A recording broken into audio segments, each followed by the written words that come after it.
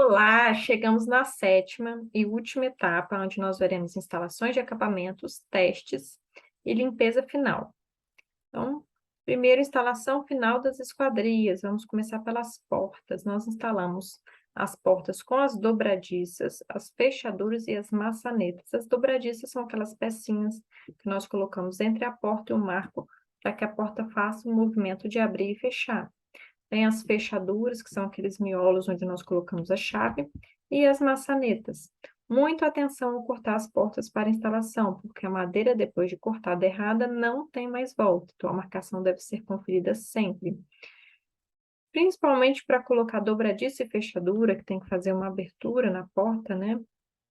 Quando a pessoa faz abertura muito maior do que a instalação mesmo, não fica legal. Mesmo que depois você tente tampar com pó de serra e cola, não fica a mesma coisa. O ideal é medir certinho, conferir para já cortar certo e não deixar uma coisa mal acabada, né? Instalação de alisares com pregos sem cabeça. Os alisares são aquelas molduras que nós colocamos em volta da porta para tampar a espessura do marco. A união das peças nas quinas dos marcos deve ser cortada a 45 graus com acabamento perfeito, de forma a não deixar espaços abertos entre as peças na vertical com as peças na horizontal. Então, eu tenho peças assim, a gente não faz um encaixe reto assim. A gente corta as duas peças a 45 graus, né, que nós chamamos de meia esquadria, para fazer um encaixe perfeito. Instalação dos prendedores de porta entre as paredes ou piso e as portas. Então, nós colocamos os prendedores de porta, né, depois da instalação. Tem alguns modelos aí no mercado, alguns até de imã, outros têm um silicone para a porta só não bater. Então, temos alguns modelos aí a serem utilizados. As portas internas e as portas externas, as externas que ficam mais expostas ao sol e à chuva, são diferentes. Portas internas podem ser semi-ocas, mas as portas externas devem ser maciças e de madeira com ótima qualidade para resistir a intempéries. Então, porta semi-oca nós não instalamos onde vai pegar chuva e sol, porque elas não aguentam. Com o tempo, elas ficam bem feias mesmo. Elas começam a abrir, né? A porta ela não tem resistência para isso. Para a porta externa tem que ser utilizado porta maciça. As portas, janelas, alisares e rodapés de madeira sempre devem ser impermeabilizados em todos os lados, antes da instalação. Não envernize rodapé, por exemplo, apenas no lado visível, pois atrás terá mais umidade. Quando cortar as peças, lembre-se de invernizar a parte do corte também. A gente fala para invernizar todos os lados, porque tem gente que às vezes pinta a porta todinha no local, mas não pinta a parte de baixo. Então, supondo que a pessoa joga água ali no cômodo, no banheiro, por exemplo, a parte de baixo é onde vai ter mais umidade, onde vai bater mais a água. Se você inverniza na frente, não inverniza embaixo, você não resolveu todo o problema de fato, né? Janelas, as janelas de madeira, então, instalação das janelas com dobradiças, puxadores e trincos. Na instalação das peças de madeira, defina bem os cortes antes, pois depois que cortar não tem mais volta, mesma coisa que as portas. Por exemplo, defina como será o corte para colocar as dobradiças. Uma indicação é preparar toda a janela, fazer os cortes, instalar para analisar como ficou, depois retirar para invernizar. E fazer a instalação dos alisares. Corte entre peças verticais e peças horizontais sempre a 45 graus, a mesma coisa que os alisares das portas. Então, aqui é uma janela de madeira que nós estávamos instalando aqui hoje, né? Tá vendo que aqui tem uma dobradiça? Essa dobradiça, entre ela e o marco, nós deixamos um espaço entre essa pecinha que gira para colocar o alisar. Quando você não deixa esse espaço, na hora de abrir e fechar a janela, essa dobradiça começa a pegar no alisar, então você acaba tendo que cortar o alisar, não fica legal. Então, isso deve ser verificado. O marco instalado para a janela tem que estar perfeitamente ali no esquadro, todo certinho, porque senão na hora de instalar essas janelas dá muita dificuldade. Aqui, ó, são as partezinhas da janela para encaixar o vidro, né? Que são instalados com as baguetes. São os pedacinhos de madeira que são colocados aqui para segurar o vidro por dentro. Aqui nós temos um corte para a dobradiça, faz aqui um rebaixo, né, na madeira, para encaixar a dobradiça, ela não pode ficar para fora, porque ela não fecha totalmente. Assim é a melhor forma de instalar a dobradiça. Aqui ainda faltava colocar o parafuso do meio. Aqui, ó, dá para ver melhor o espaço que fica entre a janela e a dobradiça para colocarmos o alisar em volta. Se essa peça aqui que gira a janela ficar encostada assim no reboco, na hora de colocar o alisar, não dá certo. Por isso que ela tem que ficar mais para frente. Nessa janela aqui, nós instalamos 2 folhas do lado de fora, tipo veneziana, e 2 folhas pelo lado de dentro, para a colocação de vidro. Porque se a pessoa quiser deixar a veneziana aberta, ela deixa o vidro fechado, às vezes para não entrar mosquito ou nenhum tipo de inseto, né? Então, instalação de vidros e acessórios devem ser feitos por profissionais capacitados. Instalar vidro é algo muito sério, de muita responsabilidade, exige profissionais experientes para execução. Uma janela de vidro instalada com a vedação incorreta, por exemplo, ocasiona infiltrações, principalmente devido a fortes chuvas de vento, que se transformam em dor de cabeça durante a obra e para os clientes pós-obra. Então, sempre que for instalar vidro, chame um profissional que realmente tenha ali todas as instruções necessárias para fazer toda a instalação, as vedações, tudo de forma que amanhã você não tenha dor de cabeça. Por exemplo, essas portas de vidro, né? A gente já viu muitas pessoas com problema na hora que a chuva bate, entrando aí entre o vidro e o alumínio. Por isso que a vedação deve ser feita de uma forma bem minuciosa para que isso não aconteça. Instalações elétricas. Vamos começar pelas instalações das luminárias. Primeiro, o corte do forro para as instalações das luminárias, sempre conferindo no projeto as distâncias entre as paredes e as luminárias. Nesse caso aqui que a gente vai cortar o forro, é porque a luminária é de embutir, né? Porque se for de sobrepor, não precisa. Então, a gente marca todas as luminárias primeiro, depois corta. Cuidado ao instalar as luminárias embutidas na parte do forro, onde tem estrutura por cima. Estrutura do forro de drywall ou estrutura do forro de madeira.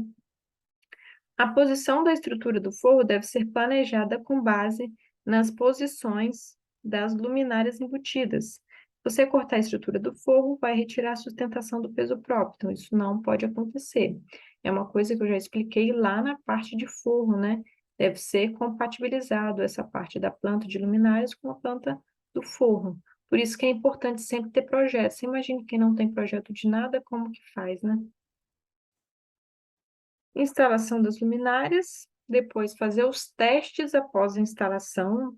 Nós instalamos, testamos todas as luminárias, deixamos aceso durante um tempo para ver se realmente estão todas funcionando. E depois fazemos o arremate do forro, né, onde for necessário. Então, aqui é uma obra que nós fizemos, né? Nós instalamos essas luminárias aí embutidas no forro de drywall.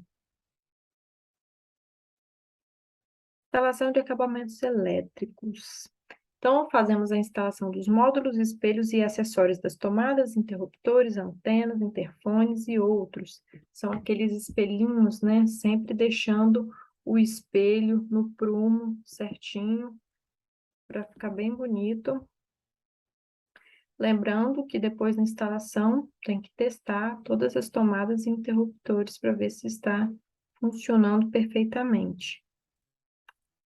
Instalação de louças e metais, instalação de bacias sanitárias com anéis, são aqueles anéis que nós colocamos entre a boca do tubo e o vaso, geralmente quando a gente compra o vaso sanitário, ele vem completo, né? Você tem que pedir o kit dele completo. Ele vem com o anel, com o engate e com todos os acessórios de fixação, inclusive os parafusos. Instalação de cuba com válvula nas bancadas ou lavatórios de louça. Atenção, antes de colocar o anel de vedação da bacia sanitária, faça a vedação da abertura no piso com argamassa e aditivo impermeabilizante para evitar futuras infiltrações.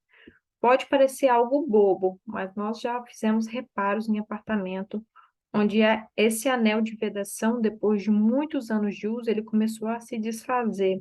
Aí ele deu uma pequena movimentada dessa boca do cano e começou a infiltrar aqui entre o cano e a laje, né? E aqui não tinha essa proteção. Então, isso trouxe muito problema para o dono do apartamento. Aqui é de uma casa que nós estamos fazendo, nós fechamos esse buraco entre o cano e o revestimento de piso com uma argamassa, com aditivo impermeabilizante, não só rejuntar. O rejunte com o tempo ele vai perdendo a validade, né? Ele vai fissurando, então preferimos usar argamassa AC3 com um aditivo impermeabilizante. E depois esperamos secar, colocamos o anel e instalamos a bacia sanitária. Aqui é um exemplo, né, da instalação de um lavatório com a coluna. Essa coluna ela está escondendo aqui o engate e o sifão, a torneira, a válvula é essa pecinha que fica aqui por dentro, a ducha higiênica, a bacia sanitária com o engate flexível, ou também chamado de rabicho, né? Então, instalação das torneiras com engate flexível, sifão e acessórios de fixação, instalação das duchas higiênicas, dos chuveiros, dos acabamentos de registro de pressão e de gaveta. Registro de pressão é o registro do chuveiro e registro de gaveta é o registro geral. Então, de cada cômodo tem um registro geral. Colocação de silicone nas áreas a serem vedadas, às vezes entre o lavatório e a parede, a gente coloca ali o silicone para poder vedar, que é quando cai água, ela não escorrer por trás do lavatório. Instalação das barras de apoio para cadeirantes, se houver. Instalação dos acabamentos, como porta-toalha, porta-papel higiênico e outros. Então, aqui é um exemplo de uma cuba de inox da cozinha. Essa peça de baixo é o sifão e essa peça, que é a parte da água, né, entrando aqui na torneira, é o engate flexível. Ao instalar o sifão e a caixa sifonada são os ralinhos. Ralo da cozinha, ralo do banheiro, ralo da área de serviço. Cuidado com os feixes hídricos, pois sem eles os gases retornam, podendo gerar odores desagradáveis. Os feixes hídricos são camadas de líquidos que vedam a passagem dos gases e dos insetos. Vou mostrar aqui o que são. Tanto a caixa sifonada quanto o vaso, ou bacia sanitária, e o sifão, eles têm um acúmulo de água aqui, ó. O sifão nessa barriguinha, ela acumula essa água. Supondo que você fez a instalação de esgoto errada e os gases da caixa de esgoto estão voltando para a tubulação. Quando eles voltam para a tubulação, eles encontram essa água parada aqui, aí os gases não conseguem passar por aqui e sair na pia. Então, essa barriguinha aqui no sifão sempre tem que ter. Se você instalar o sifão totalmente, como é que eu explico? Inclinado assim, mas sem fazer a barriga para acumular água, então você não formou um fecho hídrico, e se tiver que voltar algum gás, ele vai sair na pia, vai ficar aquele cheiro desagradável. Então, tem que deixar essa barriguinha aqui no sifão. A caixa sifonada sempre tem que ter no banheiro, né? Porque ela também segura aí a passagem dos gases, não deixam eles retornarem. É o mesmo sistema que tem na bacia sanitária. Então, depois de instalar toda a parte de iluminação, as louças e os metais, nós fazemos os testes gerais, testamos todos os disjuntores para ver se cada disjuntor está desligando o circuito dele, testamos as luminárias, as tomadas, os interruptores, todos os aparelhos sanitários, se a ducha funcionando perfeitamente, o chuveiro, as torneiras, a bacia sanitária, testamos tudo para que o cliente não tenha um problema durante a utilização, porque se algo tiver com problema, nós já solucionamos, né? Limpeza da obra. Durante toda a obra é necessário fazer a limpeza diária, mantendo a obra organizada. Todo entulho é retirado da obra por caçambas de entulho devidamente licenciados. O entulho não pode ser jogado em qualquer lugar. No final da obra é feita a limpeza final, deixando todas as superfícies limpas, livres de sujeiras de obra, tinta, rejunte e outros. O que faz a obra são os olhos. Nunca entrega uma obra suja, capricho na limpeza. Querendo ou não, quando o cliente receber a obra, aquilo ali vai ser um ponto marcante na vida dele. Ele vai estar recebendo a casa dele. Então, a forma com que você vai entregar a obra vai ficar para o resto da vida na cabeça dele. Então, que seja entregue da melhor forma possível. Então, tem que caprichar na limpeza. Para tipos diferentes de porcelanato e pedras naturais, tem produtos específicos para limpeza. Nunca passe produtos químicos nos acabamentos. Só água e sabão neutro, detergente neutro, é uma boa opção para fazer limpeza, com vassouras de pelo macio e panos mais macios também. As bancadas tendem a ficar um pouco russas, sabe, meio esbranquiçada no final da obra devido à poeira. Então, deixe elas sempre bem protegidas durante a obra e depois lavar com muita água e detergente neutro. Vai ter que lavar assim várias vezes, principalmente bancada que é preta, ela fica bem russa, mas com água e detergente com o tempo sai. Cuidado com os alumínios, podem arranhar com facilidade. Então, se houver necessidade de raspar alguma sujeira, opte por espátula de plástico. A imagem final da obra entregue ficará nas lembranças dos clientes, então faça sempre o seu melhor, capriche e seja detalhista. Isso aí. Descarte de entulhos deve obedecer à ABNT, no caso é a NBR, né, 14.728, que prevê o armazenamento em caçambas, que são os equipamentos ideais para impedir que os materiais fiquem expostos, evitando impactos ao meio ambiente. O descarte final dos entulhos deve ser realizado em área licenciada de acordo com seu tipo, como prevê o Conselho Nacional do Meio Ambiente, que é o CONAMA. Então, temos as empresas que são especializadas em caçamba, tá? Às vezes tem empresas que não recolhem certos tipos de entulho. Então, ao chamar uma caçamba, verifique qual entulho que pode ser jogado e sempre faça com a empresa que é licenciada. Então, pessoal, é isso. A última etapa, né? Etapa 7. Eu espero que vocês tenham curtido todo o conteúdo até aqui. E eu fico esperando o feedback e as dúvidas de vocês no nosso grupo, tá bom? Obrigada.